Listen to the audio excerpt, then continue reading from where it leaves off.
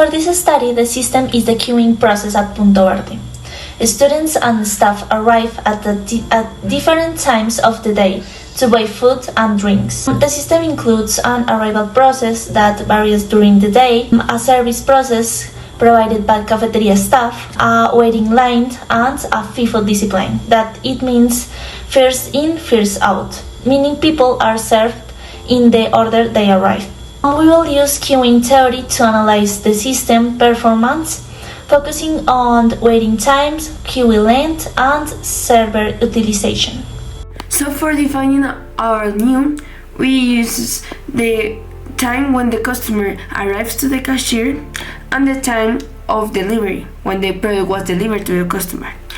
These two, we subtract them, like the delivery time minus the points at the time when the customer arrived to the point of payment, and we got our mu in minutes. Then we passed this mu to seconds, and we used a formula of Excel.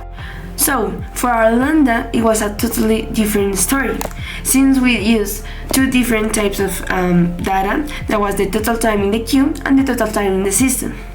We used like the number of entities divided by the difference of the total time in the system minus the total time in the queue. So that's how we got our lambda and our mu. So how did we verify that it was correct? Because lambda has to be less than mu. Also, it is important to notice and consider that our lambda is the arrival process and mu is the service process. So the point number 3, the analysis. So our time motion study was at Punto Verde during the lunchtime, which is 12 to 1 o'clock, and this revealed these key operational insights. So the first one was the hourly service capacity. So we tracked two metrics. The first one is lambda, which is the customer served per hour, and then the mu, which is the total service in seconds. So over the 3 days, we observed that on Wednesday, they served Punto Verde 75 customers per hour, and they took a time of total service time of 19.20 seconds. Then on Thursday, they served 75 customers per hour, and they took a total service time of 14.20 seconds. And the last day, on Friday, they served 78 customers per hour, and they took a time of total service of 14 seconds.